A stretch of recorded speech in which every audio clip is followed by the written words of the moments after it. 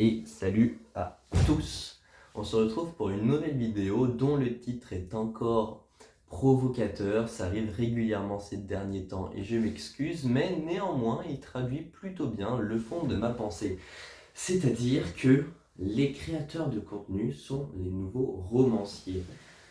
Alors, ça forcément ça va faire parler parce que la plupart des gens, tout du moins la génération des personnes plutôt âgées, donc de 50 à 80 ans, vont percevoir les créateurs de contenu comme des jeunes un peu foufous, voire un peu débiles pour les plus méprisants, et au contraire, les écrivains comme de nobles personnes intellectuelles, vraiment, ça l'était plus à l'époque, mais vraiment le haut de la société, les penseurs.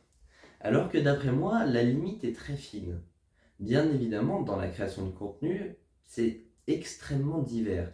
Tu peux avoir du contenu vraiment au ras du sol et tu peux avoir des œuvres artistiques extrêmement belles, extrêmement bien pensées, extrêmement bien exprimées. Mais c'est exactement la même chose pour les romans. Croyez-moi, il y a des romans où vraiment c'est au même niveau que les YouTube poop. Je ne critique pas, mais j'affirme. Déjà, il faut savoir qu'il y a beaucoup plus d'écrivains que ce qu'on peut penser, tout du moins aujourd'hui. Il y a quelques années, peut-être, c'était très rare et c'était très très noble d'écrire un roman. Mais aujourd'hui, regardez le nombre de romans qui sont envoyés dans les maisons d'édition chaque année, c'est titanesque, c'est colossal. Et malheureusement, seule une infime partie est retenue et publiée, mais c'est logique, ils ne peuvent pas non plus tout accepter. J'ai moi-même écrit durant le collège et le lycée, j'ai arrêté en début d'année, des nouvelles et des débuts de romans qui ne sont pas achevés. Alors je ne me prétends pas du tout écrivain et je ne pense pas que mes œuvres puissent être publiées un jour. Néanmoins, j'ai été publié dans un recueil, une de mes nouvelles. C'est déjà ça. Globalement, ce que je veux essayer de transmettre comme idée dans cette vidéo, c'est que la création de contenu se rapproche énormément du métier d'écrivain. Ça va dépendre bien évidemment du contenu, mais je pense que vu les tendances actuelles, le métier d'écrivain risque de disparaître de plus en plus, les gens et les jeunes en particulier lisant de moins en moins, et le métier de créateur de contenu a de grandes chances de se développer vu que la consommation de contenu en ligne se développe donc à l'opposé de la lecture. Donc, il est logique pour la majorité des gens de se tourner vers la création de contenu. Parce que quand on écrit, ça peut être personnel pour, je ne sais pas, lâcher ses problèmes ou je ne sais pas. Mais c'est aussi pour être lu, généralement. Alors s'il n'y a plus de lecteurs, il faut trouver un nouvel auditoire. YouTube étant idéal. Personnellement, si j'ai arrêté d'écrire, c'est aussi parce que je considère qu'une idée peut être utilisée à un endroit à la fois.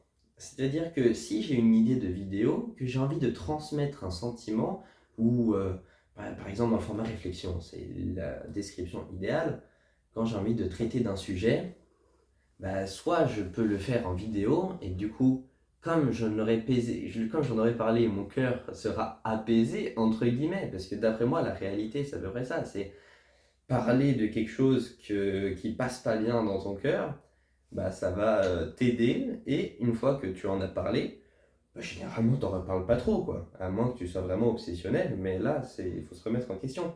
C'est pour cela que je pense que c'est un gros risque d'écrire un roman pour moi, puisque l'inspiration irait dans le roman et non plus dans les vidéos. Et, comme je l'ai dit, le roman ne se vendrait pas, j'en suis certain, tandis que les vidéos, elles, peuvent se vendre, entre guillemets, peuvent attirer du clic, comme on dit. Mon but n'est pas d'obtenir un maximum de clics, mais de transmettre mes pensées. Il y a bien évidemment une partie de essayer de récolter des abonnés et des vues pour que ça puisse devenir une activité professionnelle, mais c'est pas non plus le but principal. Et d'ailleurs, je suis certain que la grande majorité des youtubeurs qui ne se lancent que pour l'argent échoueront. Parce que c'est pas une motivation fiable, c'est pas une motivation qui vous permet d'avancer longtemps. il y en a quelques-uns, mais c'est pas non plus un très bon exemple. Vous l'aurez compris, l'idée est à peu près là. Faire une vidéo où on délivre, entre guillemets, une folie non, une nuée de sentiments, c'est se libérer de ces derniers et donc on ne peut pas les réécrire. D'accord. Mais maintenant, y a-t-il vraiment un lien entre écriture et vidéo? C'est à peu près le même lien qu'entre film et roman. Par exemple, et c'est très probable que vous ayez déjà vu une adaptation au cinéma d'un roman que vous ayez lu, c'est très courant. Bah là, dites-vous que c'est à peu près la même chose, sauf qu'il y a énormément de budget en moins et que les choses sont beaucoup plus, comment peut-on dire, honnêtes, peut-être pas, spontanées, sans doute. C'est beaucoup plus naturel. N'est-ce pas mieux? Je ne sais pas, le problème est le même pour les romans, c'est-à-dire qu'après un énorme nombre de relectures, bah, le roman a changé du tout au tout. C'est pareil, tu peux dire avec le montage YouTube, ça revient exactement au même. Moi, j'ai la particularité de monter très peu mes vidéos, bien que je suis en train de m'entourer d'une équipe de monteurs. Donc, ça fait que c'est très très très spontané. Bon, cette vidéo a pour but principal dénoncer le fait que je pense arrêter d'écrire parce que je suis certain que la création de contenu est plus intéressante pour moi. Ça me permettra de toucher un plus grand nombre de personnes et que ça fait quand même que ton opinion est entendue. Il y a un trop grand nombre de romans, il y a un trop grand nombre de romanciers. C'est pas possible de continuer comme ça, puisque la demande baisse énormément. Aujourd'hui, il y a de plus en plus de créateurs de contenu, donc se démarquer c'est de plus en plus difficile, mais je suis déterminé à continuer et c'est pour cela que mes vidéos réflexion ou mes vidéos où je parle de sujets A ou B sont en fait en quelque sorte des œuvres littéraires. Je ne me prétends pas écrivain, je me prétends créateur de contenu, puisque c'est ce que je suis. On va continuer comme ça, à faire des vidéos où j'essaye d'exprimer mon avis, j'essaye de critiquer le monde, j'essaye de décrire au mieux. Et comme pour l'écriture, on progresse avec l'entraînement, c'est pour cela que si vous comparez ma première vidéo avec ma dernière, peu importe la durée que vous prenez, il y aura toujours une marge de progression significative. Et c'est ça que j'aime, c'est le fait que chaque vidéo soit en meilleure qualité, que ce soit en qualité photo, donc vidéo, ou que ce soit en qualité de contenu. Dans le futur, les vidéos seront montées, ce sera un vrai step.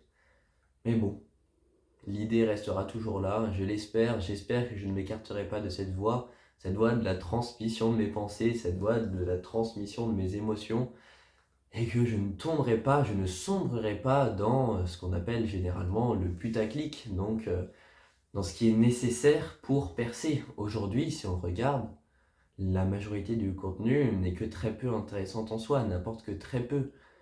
Et c'est pour seul but de distraire, ce qui n'est pas non plus mal, je l'ai dit, c'est aussi le cas de certains romans, mais ce qui d'après moi est très limité.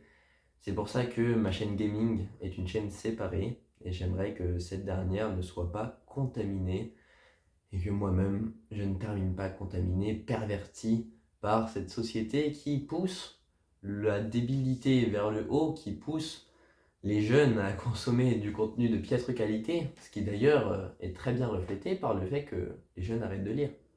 Parce que généralement, si les jeunes arrêtent de lire, c'est pas pour consommer du contenu de qualité, c'est pas pour consommer du contenu qui est équivalent, entre guillemets, au livre qu'ils auraient pu lire, non. C'est pour regarder des TikTok, c'est pour regarder des réels, des shorts, ou des vidéos toujours divertissantes qui n'apportent que très peu. Et malheureusement, ça se ressent dans notamment le niveau scolaire, dans le niveau en orthographe. Il y a de plus en plus d'analphabètes ou de personnes qui parlent très mal le français. Ce qui est triste, et je parle de français, je parle pas d'étrangers qui, eux, font de leur mieux pour apprendre. Merci d'avoir regardé cette vidéo, j'espère que je n'ai pas été trop désorganisé parce que c'est un de mes principaux défauts, je m'égare très régulièrement, mais c'est la même chose dans mes romans. N'hésitez pas à vous abonner si ça vous a plu et on se retrouve très prochainement pour de nouvelles vidéos, ou devrais-je dire de nouvelles, mais enfin vidéos. Cette blague était approximative, mais bon. Allez! Bye bye.